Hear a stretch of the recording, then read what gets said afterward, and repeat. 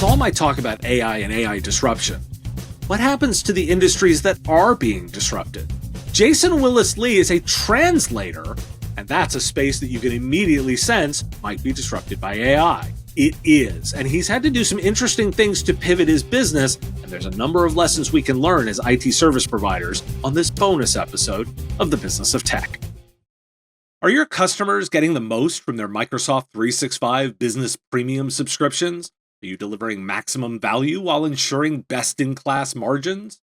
Nerdio's new modern work features let you streamline the management of Microsoft technologies like Azure Virtual Desktop, Windows 365, Intune, and Defender. Reduce the need for multiple tools, consolidate your vendor stack, and deliver greater value to your customers.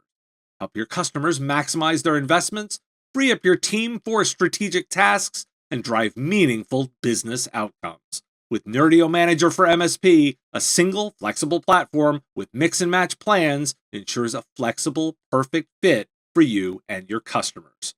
Deliver solutions that achieve real business impact. Visit getnerdio.com to find out more. Well, Jason, welcome to the show. Thank you, Dave. Thank you for having me. It's very kind of you. Now, I'm really interested to talk to you because you're in a space that seems really interesting to me because it comes from deep expertise, both in language and in industry expertise, as you've combined the two in languages and in medical translation. And it feels like one of those spaces that's going to be incredibly disruptive. So particularly by AI, as we're talking about it. So, but before we dive into that, give me a little bit of a sense, particularly for my listeners, like, what is it that you do as a specialized medical translator? Yeah, so I translate from French and Spanish, Dave, into English. I am a medical translator. I trained as a doctor up until year 4 before I left clinical medicine. I work in 3 micro niches: clinical trials, medical reports, and research articles for academic publications. And now I've diversified because I could see the winds of AI blow, and I've diversified into coaching, and I help other colleagues choose a micro niche down, leverage AI for better productivity, work smarter, not harder working. And I'm trying to get into a new space called linguistic validation, Dave. That's where all the questionnaires are translated into the different languages. There's cognitive debriefing, there's physician reviews, there's QA. So it's a bit of a rigmarole of a process, but it's a more affluent area. It's an area that's more resistant to AI, so we can future-proof our careers.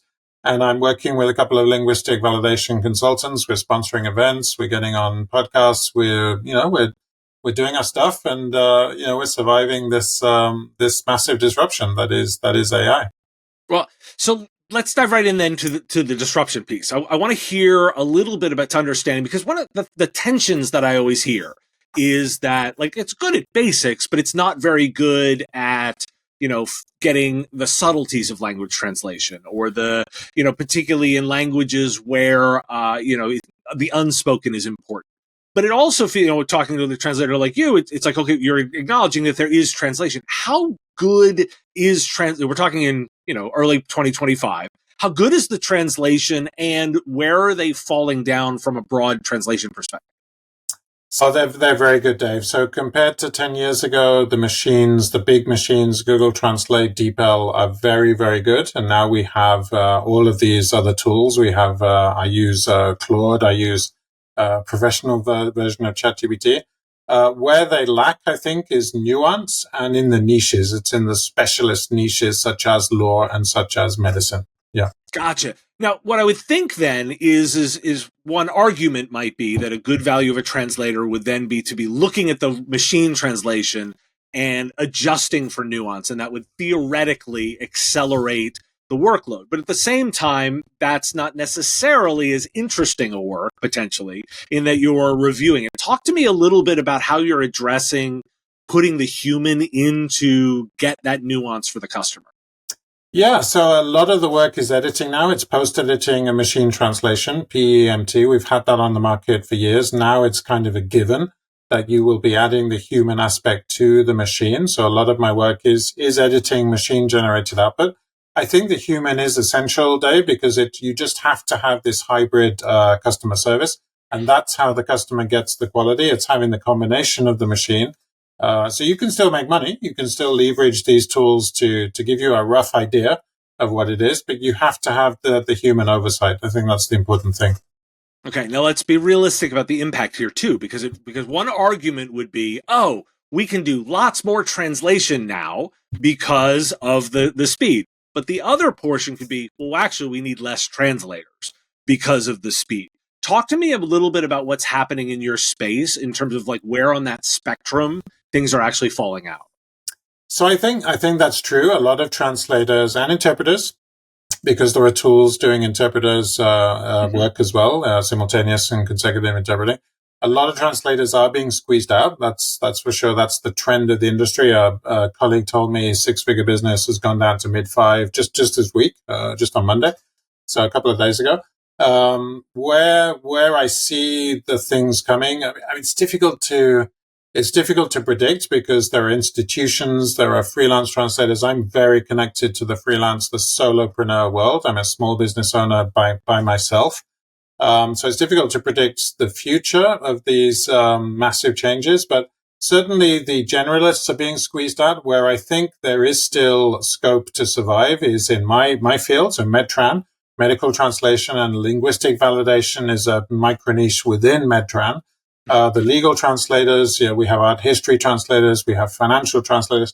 So if you're not niche down, I mean, if you think you can get away with not niching down, think again. You have to have a micro niche, and that's one of the first things I teach. I have a lead magnet saying how to niche down. So I think what we're going to see is the death of the generalist translator or interpreter, Dave, and the niche specialists will step up and win the game.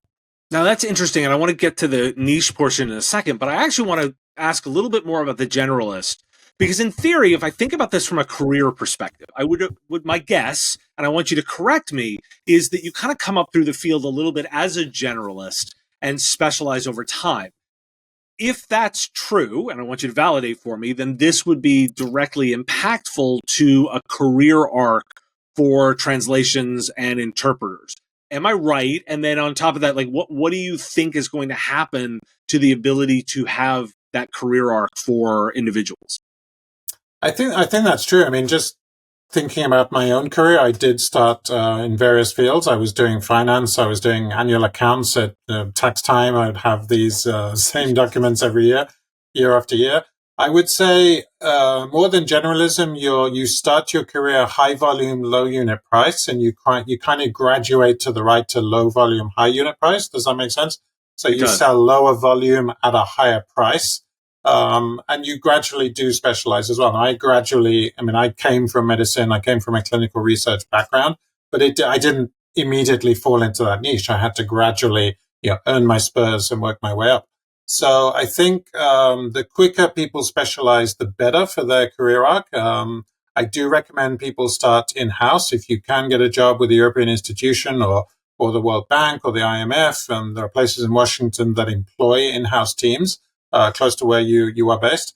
That's great. And you can gradually branch out and start your own business. But, LSPs, language service providers, agencies, they're having a tough time. I was talking to a professional owner of a pro association. He was telling me LSP membership is down. We will be doing an episode on that, hopefully on my show. And these are the trends, Dave. It's just, tech is, the changes are so vast and they're so sudden and they're so impactful that you really have to, people are scrambling. They don't know how to manage this. And I'm in the same boat as everyone else. I mean, I'm in a strong niche. I'm trying to micro niche down further into linguistic validation and get into consulting, affiliate marketing, podcasting, these other revenue streams. And, more or less I'm surviving, but I'm at the top end of a very sort of wide spectrum. It's interesting times, Dave. Now, there's an interesting parallel to my own industry in that one of the things that happens is those service providers that do specialize, that go down to a very specific niche, do exactly the same kind of thing that you've talked about. And what's interesting to me to hear the parallels is, you are making a bet on the fact that freelancers and smaller organizations are probably going to be able to be very nimble. You'll be able to take on more projects and be able to carve out a work where the larger ones don't. Talk to me a little bit about the way you've thought about the bet you're placing on the future of your industry, because you have made a specific bet. Talk to me through that decision and what the bet is. Yeah, the gamble is, I suppose, investing in my own career, and I probably invested, we're talking a mid five-figure sum, so 15 to 20K over the last 3 years. I've invested heavily in my own professional development. I changed the sea in which I'm swimming. I felt that I was swimming in a smaller sea, and I was getting a lot of resistance from the current. So I've changed the sea. I've changed the events I'm going to. I'm going to more entrepreneurial events. So in January, I was at a Podfest event in Orlando, over in the States. That's the first time I've crossed the pond for an entrepreneurs event. There was 1,800 people at that event. So you can imagine, I've never been to an event with more than 300 people. So that was a big change for me. I'm at a change of season in my life. I'm leaving my 40s. I'll be 50 in just a few months' time. So yeah, it's that kind of, if you're not going to make a bet and gamble on your career and your life, when is it going to be? I'm at a stage where I can do that. My kids are finishing their teens. But I think you do have to look at your professional development from, what is the value perspective here? You have to be adding value to the customer. Otherwise, there can't be an exchange of money. There's an exchange of money when there is a value exchange. I have a lot of calls with people and I can see the cogs churning. They're thinking about, the transformation I can give them, but it's tough to get them over the line. I had a call just today and I could feel that she was reluctant and reticent, and even painting the future and this is the specific change I can give you from A to B.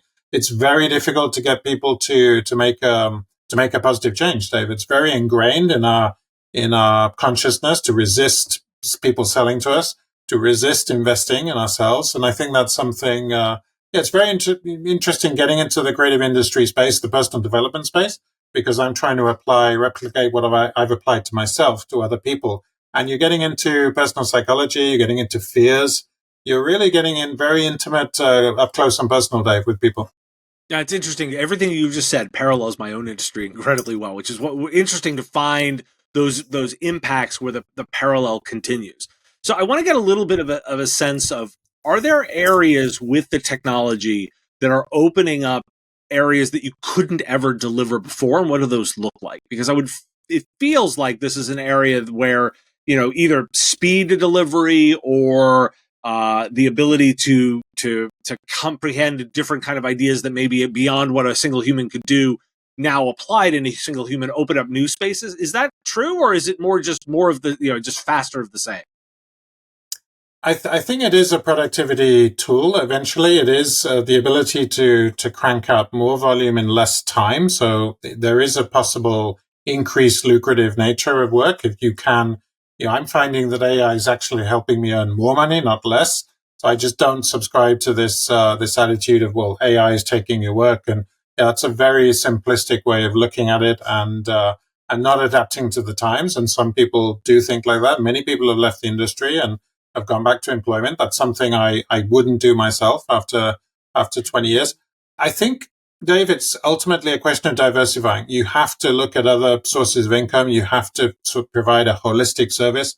I've looked at copywriting. I've looked at affiliate marketing.